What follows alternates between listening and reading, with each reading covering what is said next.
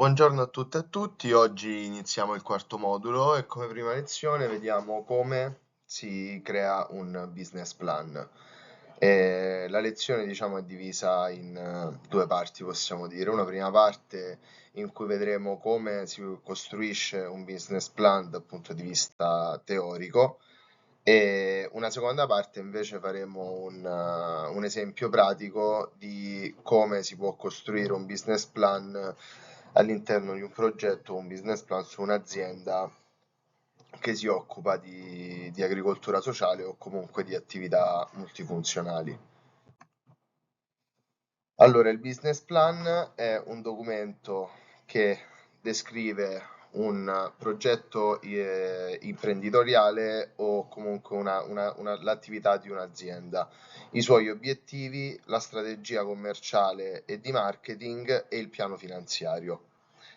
È quindi un documento che è composto principalmente da due parti, una parte descrittiva in cui si fornisce una panoramica completa del progetto descrivendo il mercato di riferimento, l'analisi delle concorrenze e le strategie di marketing e una parte numerica, diciamo finanziaria, in cui si illustrano gli aspetti finanziari del progetto presentando quali sono i piani di investimento, il bilancio previsto, le previsioni di vendita e quindi tutto ciò che riguarda l'aspetto finanziario dell'azienda. Ma adesso poi vedremo in dettaglio come poi queste due parti si suddividono in diverse fasi del business plan. Perché però prima di vedere nel dettaglio quali sono le diverse fasi del business plan, andiamo a capire perché è importante fare un business plan, a cosa serve e questo. E vediamo che innanzitutto serve a descrivere l'idea imprenditoriale, consente di presentare in modo chiaro e dettagliato la propria idea, dimostrandone la fattibilità e il potenziale. Serve per definire la strategia aziendale e quindi permette di stabilire le strategie e le azioni da intraprendere, le risorse necessarie per raggiungere gli obiettivi prefissati. Serve inoltre anche a valutare l'andamento del progetto, l'andamento comunque delle attività aziendali, in quanto consente di monitorare nel tempo le attività confrontando quelli che sono i risultati che possiamo misurare al momento con quelle che erano le previsioni iniziali fatte nel business plan e serve a presentare anche l'impresa e il progetto a potenziali investitori o finanziatori. Infatti è uno strumento chiave per convincere eventuali finanziatori o investitori a investire nel nostro progetto i propri fondi e perché appunto il business plan può dare validità al nostro progetto. Quindi è evidente che può servire sia a, ehm, a noi, diciamo, in quanto facenti parte del progetto o dell'azienda come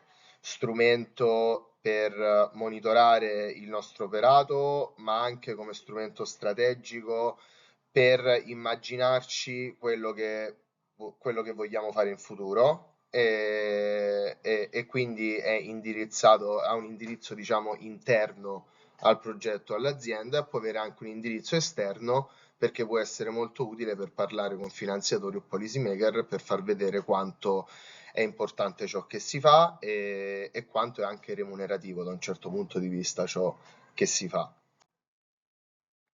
Quindi entrando nella struttura vera e propria del business plan, vediamo come questo è strutturato in 8 pilastri fondamentali, sono 8 aree chiave e le deve contenere necessariamente tutte oggi perché sia efficace per gli obiettivi che abbiamo trattato nella slide precedente.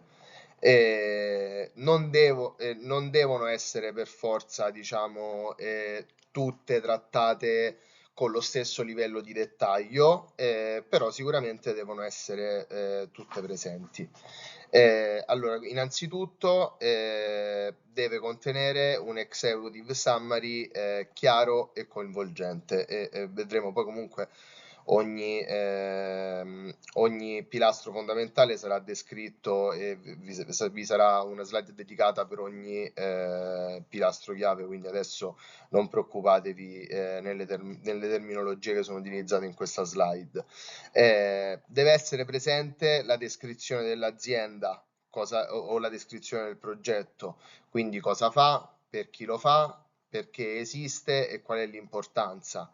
Deve essere fatta un'analisi di mercato, quindi chi sono i clienti, chi è la concorrenza, in modo tale da vedere dove noi possiamo collocarci all'interno del mercato, qual è il bisogno che possiamo soddisfare, qual è il modello di business e quindi come generiamo ricavi, quale risorse utilizziamo, in che modo le utilizziamo, il piano operativo, quindi come faremo funzionare tutto a livello concreto, come raggiungeremo quegli obiettivi che abbiamo prefissato nel business model.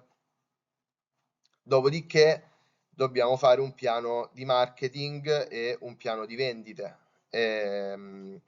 in quanto dovremmo cercare di convincere i nostri clienti a comprare per esempio il nostro prodotto rispetto a quello di un altro, e quindi dovremmo mettere in campo le giuste strategie di marketing e di vendita affinché poi si possono avere dei ricavi dalla nostra produzione. Bisogna fare una parte in cui viene descritto il team, quindi chi lavora al progetto, quali competenze apporta e in che misura lavora all'interno del progetto dell'azienda.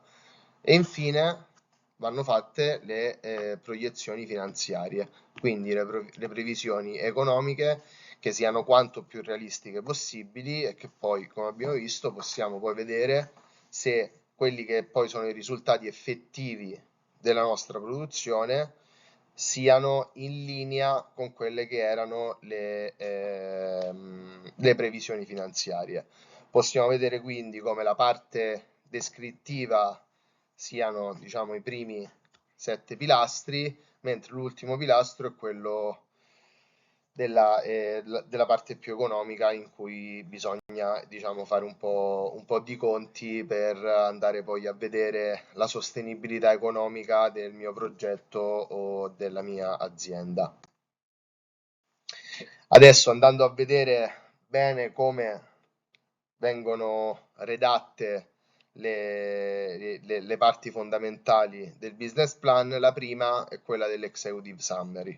L'executive summary altro non è che un riassunto conciso e persuasivo del nostro business plan, e quindi in questa sezione bisogna catturare l'attenzione di chi è rivolto il business plan e comunicare in modo chiaro ed efficace i punti chiavi del progetto imprenditoriale, al fine di dare una descrizione, una breve descrizione ma concisa di tutti quelli che sono gli elementi chiave del mio business plan, quindi quali sono i principali obiettivi, quali sono le strategie chiave per raggiungere quegli obiettivi, quale è la parte finanziaria del mio progetto o della mia azienda, che prodotti o servizi offro, quali sono i miei punti di forza, quali sono i fattori che mi differenziano dagli altri competitor del settore e qual è l'importanza della mia azienda o del mio progetto. Questi sono tutti gli elementi che vanno descritti in modo sintetico ma molto chiaro all'interno dell'executive summary. Maggiore sarà la chiarezza con cui noi descriveremo questi elementi all'interno di questo executive summary, maggiore sarà la potenziale efficacia del mio business plan. Dopodiché avremo la descrizione del business, e qui bisogna fare una descrizione dettagliata dell'azienda e del progetto. Quindi viene illustrata la mission aziendale e quindi qual è l'obiettivo che io mi pongo, perché faccio questo e per chi lo faccio. Gli obiettivi che si propone di raggiungere e come li raggiungiamo, e infine si descrivono in modo dettagliato anche i prodotti e i servizi che vengono offerti e il bisogno del mercato che noi andiamo a soddisfare. Poi viene fatta la descrizione, come abbiamo visto, la descrizione del mercato. Nella descrizione del mercato bisogna descrivere la dimensione del mercato, quali sono le tendenze che il mercato ha e qual è il contesto in cui si inserisce, sia a livello territoriale che a livello di filiera, per esempio, se è una filiera particolare. Bisogna analizzare i clienti e quindi chi sono i nostri clienti ideali, bisogna fare tipo una specie di carta d'identità del cliente, quindi chi è il nostro cliente ideale, che bisogno ha, che bisogni hanno, come acquistano oggi, qual è il potere di acquisto dei miei clienti, quali problemi possiamo risolvere per loro, come possiamo, diciamo, attirare i clienti verso i nostri prodotti. Bisogna fare l'analisi della concorrenza, bisogna vedere chi sono i competitor diretti e indiretti all'interno del mercato, quali sono i loro punti di forza, quali sono i loro punti di debolezza, come noi ci possiamo differenziare dai nostri competitor e come quindi possiamo portare sul mercato un prodotto nuovo, innovativo, che possa essere competitivo all'interno del mercato. Bisogna anche vedere quali sono le opportunità e le minacce e quindi quali sono le tendenze positive, quali sono i nuovi bisogni dei clienti, che incentivi pubblici ci sono, se ci sono nuovi concorrenti, cambiamenti normativi, difficoltà logistiche. Bisogna fare un'analisi quindi su quelli che sono i fattori che possono migliorare il mio progetto o la mia azienda, che sono delle opportunità per la mia azienda, e quei fattori invece che possono essere minacce o che possono diventare una minaccia in futuro. Poi si passa al business model vero e proprio, quindi qua bisogna descrivere qual è il modello di business e quindi descrivere il prodotto che produco o il servizio che offro, e bisogna descrivere come io arrivo a produrre quel prodotto e come ho intenzione di venderlo e di distribuirlo. Quindi bisogna descrivere un po' tutto il modello di business dalla fase di produzione alla fase di vendita e distribuzione. Bisogna anche bene descrivere se ci sono, diciamo, dei diversi canali di distribuzione, quali sono le reti, e quindi bisogna fare una descrizione ben dettagliata di come funziona il mio progetto, come funziona la mia azienda. E questa è una fase molto importante perché praticamente stai descrivendo la sostenibilità senza portare numeri in questa fase, ma comunque tu stai descrivendo a livello qualitativo qual è la sostenibilità economica del tuo business e quindi quali risorse usi e quali ricavi poi conseguentemente generi. E quindi è una parte veramente molto importante a cui bisogna prestare particolare attenzione, perché sicuramente attirerà molto l'attenzione di un investitore, per esempio, il sapere come tu parti dalla produzione, come arrivi a produrre il prodotto e soprattutto come lo immetti nel mercato e qual è la risposta del mercato al tuo prodotto. Il piano operativo invece ci dice come l'azienda o il progetto funziona nella pratica e quindi ciò che succede all'interno dell'azienda tutti i giorni. ci mostra qual è il pensiero concreto con il quale noi mettiamo in campo il nostro progetto, la nostra azienda, quindi come noi poi nella pratica andiamo a raggiungere quegli obiettivi che abbiamo descritto precedentemente, quali risorse, quali attività faremo, con quali risorse e con quali metodologie, con quali tool. Quindi, per esempio, sarà descritto dove è l'azienda, come è fatta la produzione, quali prodotti, quali risorse entrano all'interno della produzione,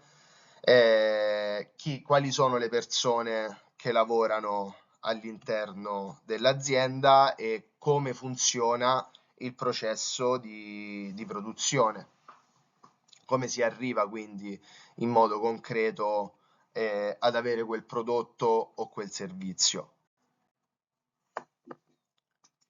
La strategia, poi come detto, successivamente, una volta che è stato ben descritto tutto il funzionamento dell'azienda, tutti gli elementi chiave dell'azienda, quali sono gli obiettivi, quali sono i prodotti, quali sono le risorse che entrano all'interno del processo produttivo, bisogna ragionare su come io posso commercializzare e vendere il prodotto o il servizio che offro. Quindi, in primo luogo, bisogna fare una strategia di marketing e quindi come facciamo sapere al pubblico che esistiamo, quali strumenti utilizzeremo per farci conoscere, quali valori vogliamo comunicare e qui diciamo è importante la parola valore, no? Perché noi vogliamo spingere sul fatto, per esempio, che abbiamo una produzione sostenibile, possiamo spingere sul fatto che abbiamo un prodotto che ha una forte componente sociale, perché è un prodotto che deriva, per esempio, dall'agricoltura sociale.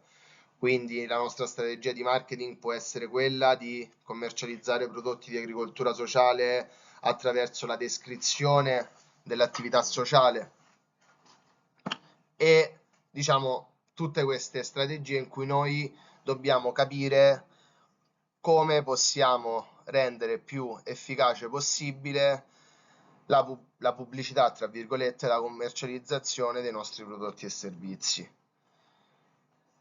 Quali strumenti o canali di comunicazione possiamo utilizzare?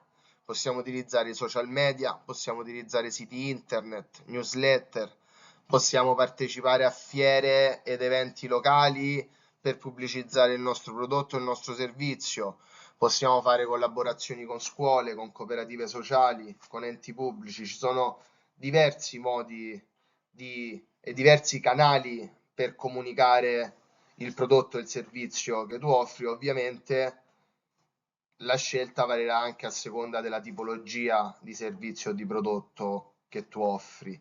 Nel caso dell'agricoltura sociale, sicuramente la partecipazione a fiere locali, la collaborazione con le scuole, sicuramente potrebbero essere strategie molto efficaci per raggiungere il maggior numero di clienti possibili per commercializzare i nostri prodotti.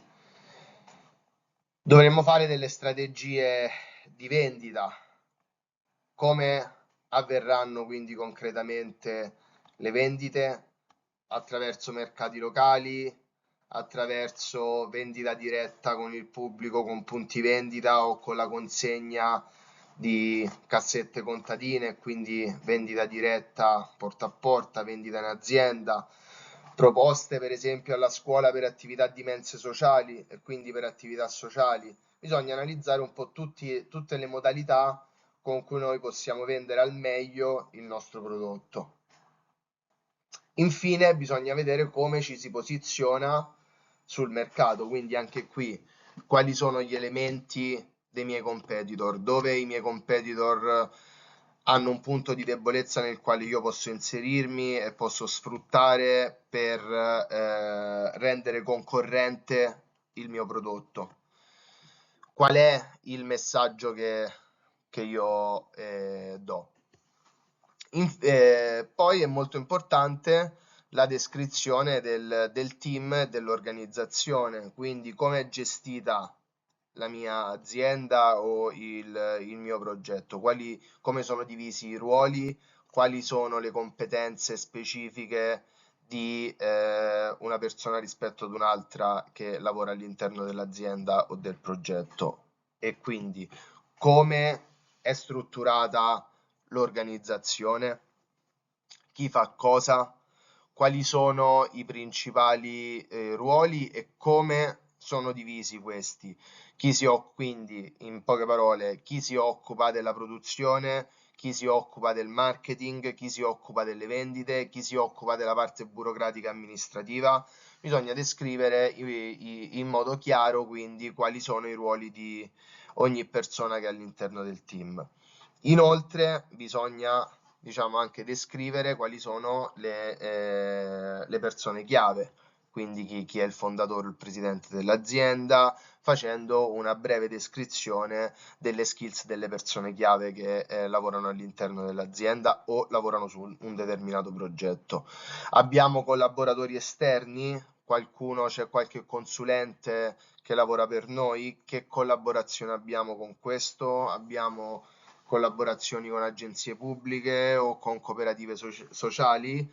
Nel caso queste ci fossero, vanno descritte in modo chiaro e dettagliato tutte le relazioni che noi abbiamo con i collaboratori esterni, perché l'abbiamo visto anche prima, i canali e le reti sono fondamentali per descrivere, per avere una descrizione chiara dell'operato di un'azienda o di come poi un progetto viene messo in campo.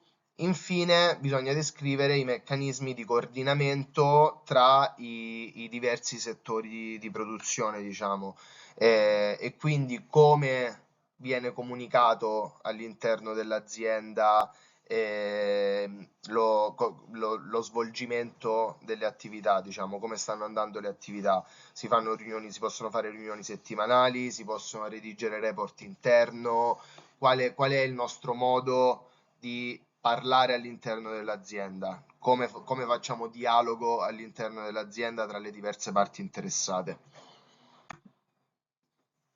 Infine, l'ultima parte che anche è molto importante è quella del piano di business e finanziario, e quindi qual è l'investimento iniziale?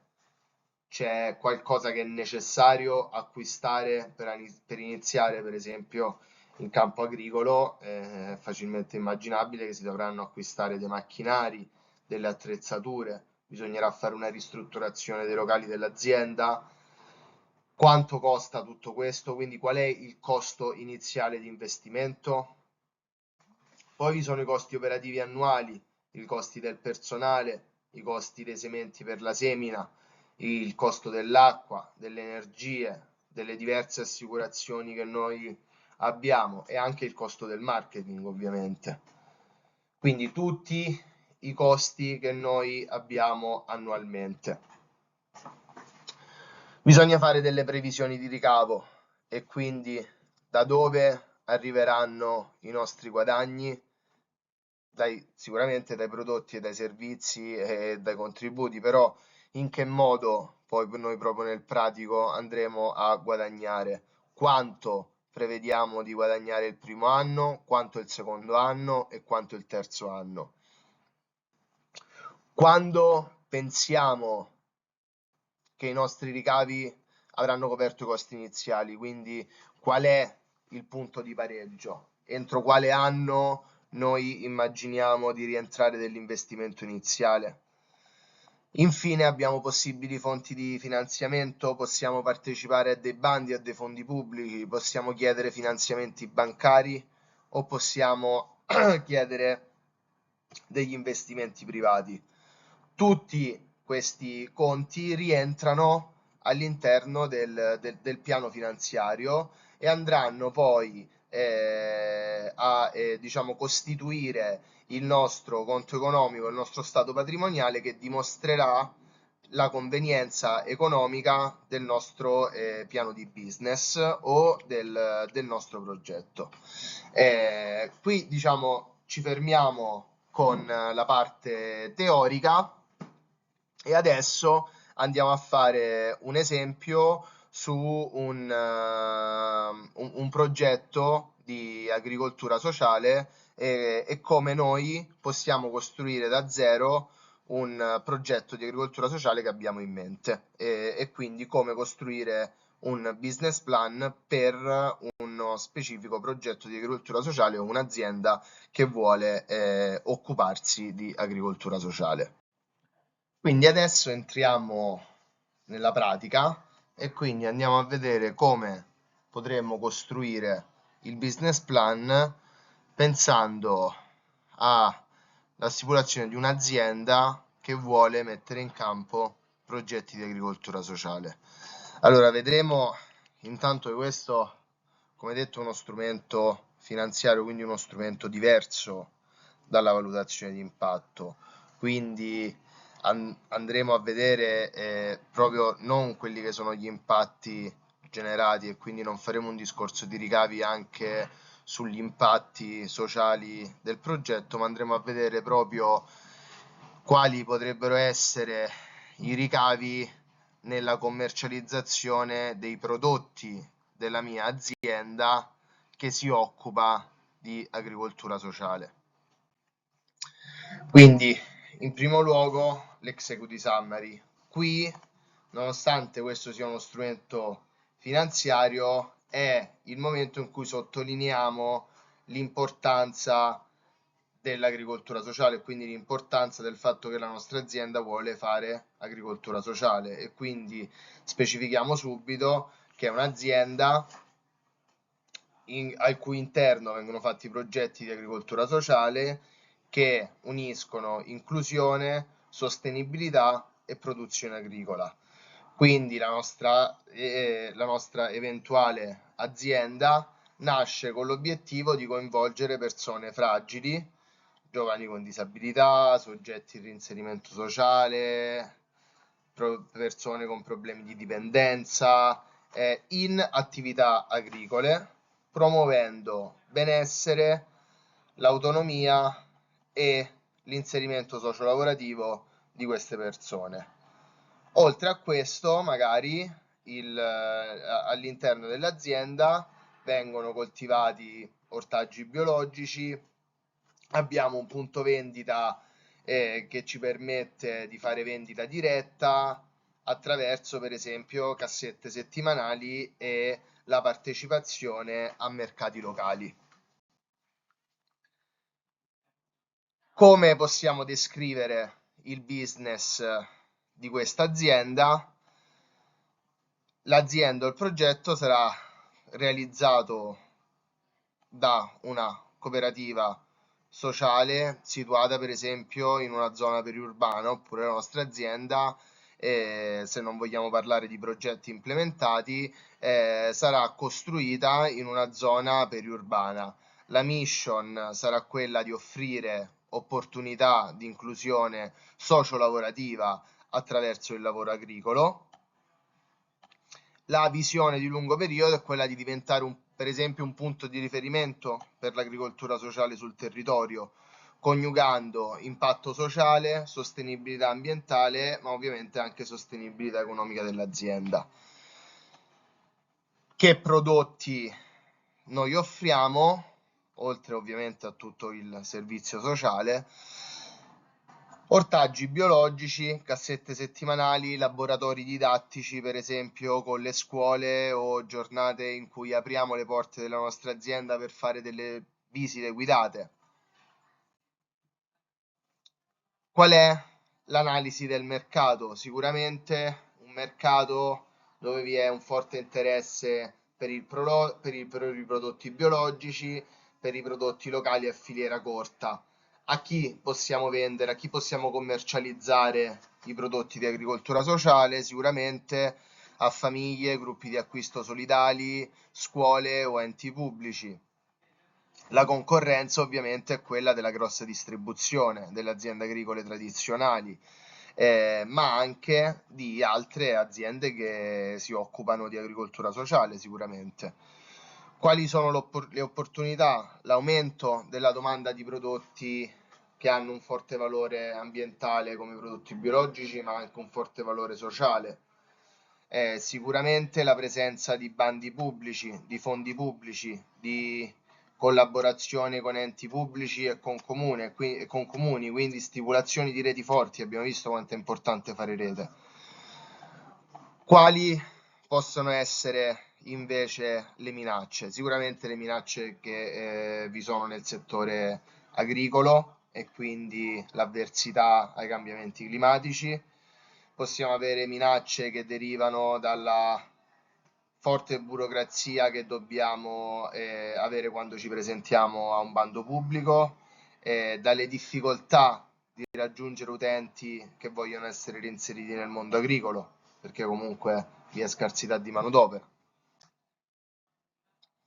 Rispetto invece al nostro modello di business dovremo andare quindi a dire come poi noi vogliamo generare le entrate della nostra azienda e quindi possiamo fare vendita diretta, se abbiamo un punto vendita diretta di ortaggi tramite mercati locali, cassette di vendita porta a porta alle famiglie, vendita in aziende.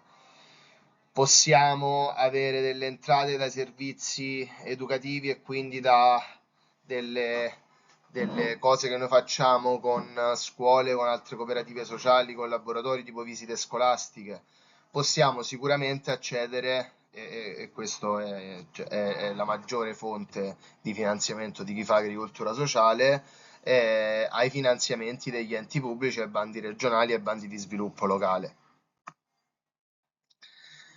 Dopodiché dobbiamo fare il piano operativo, quindi qual è la superficie, cioè come è composta la nostra azienda, qual è la superficie coltivabile, per esempio immaginiamo 2 ettari, cosa coltiviamo, ortaggi di stagione, erbe aromatiche, quali sono le nostre risorse di lavoratori, quindi al di là dei nostri utenti, quindi avremo gli agronomi, avremo gli educatori, potremmo avere degli operatori sociali e sicuramente gli utenti, i beneficiari.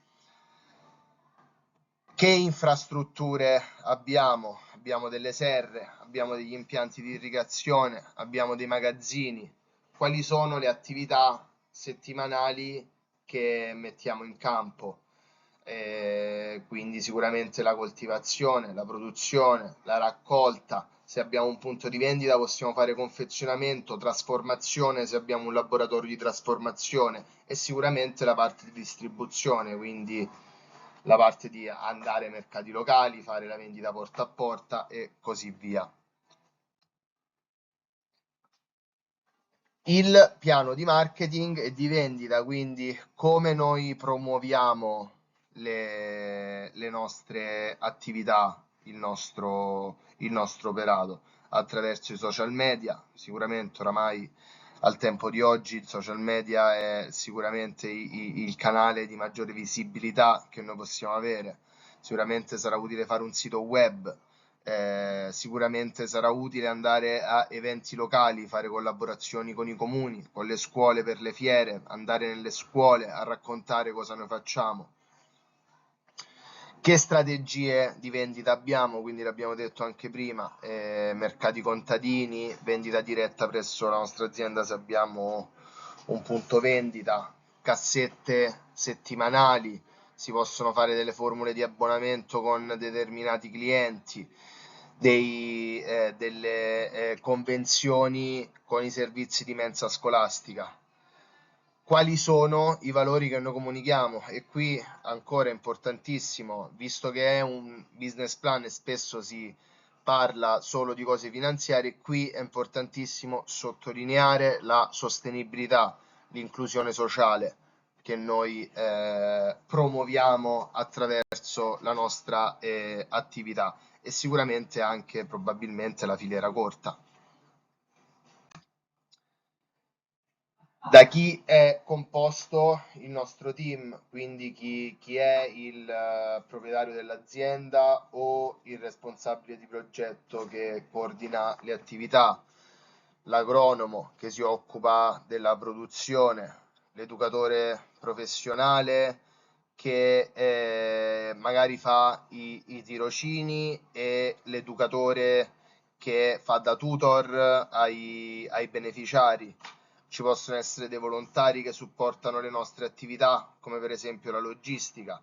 Sicuramente bisognerà sottolineare bene il ruolo dei beneficiari che lavorano attraverso i tirocini, ma che abbiamo ovviamente l'obiettivo di inserire poi a lungo termine all'interno dell'azienda. Qui facciamo vedere ora in questa e nella prossima slide due esempi di come si possono sintetizzare un po' in termini numerici quelli che sono il nostro investimento iniziale, quindi possiamo prevedere un investimento di 45.000 euro che derivano diciamo da 15.000 euro per la costruzione della serra e l'acquisto di macchinari e attrezzi, 10.000 euro per esempio se abbiamo fatto un sistema di irrigazione o delle ristrutturazioni dei locali, 5.000 euro di spese di avviamento e di comunicazione, e inoltre possiamo aver bisogno di formare il nostro personale, i nostri tutor, i nostri educatori.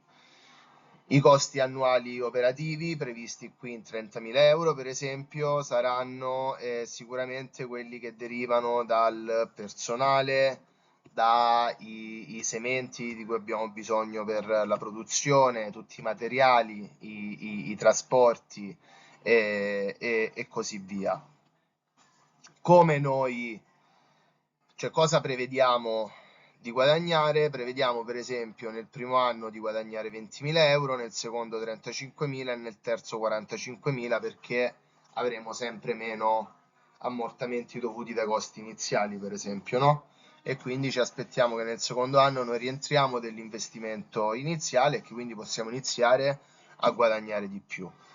Quali possono essere le fonti di finanziamento esterne, i fondi del PSR e del PNRR e quindi dei piani strategici regionali e nazionali, contributi da fondazioni o enti locali, campagne di crowdfunding.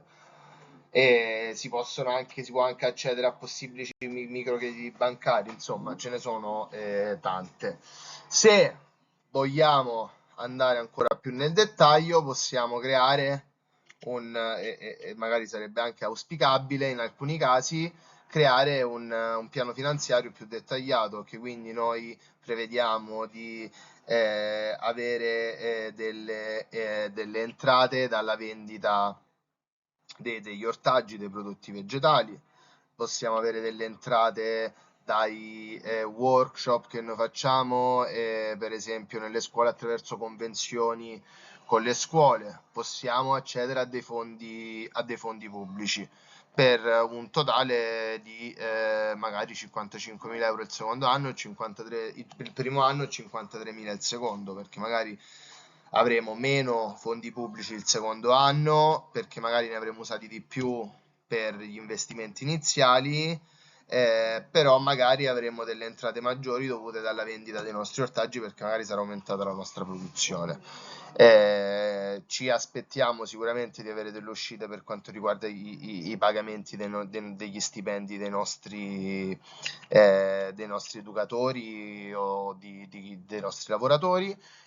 Sicuramente compreremo dei macchinari e degli equipaggiamenti, il materiale, avremo dei costi di trasporto sicuramente e magari anche dei costi per la formazione. Alla fine di tutto comunque possiamo fare una facile sottrazione e vedere che nel primo anno siamo in profitto di 5.000 e nel secondo siamo in profitto di 8.000.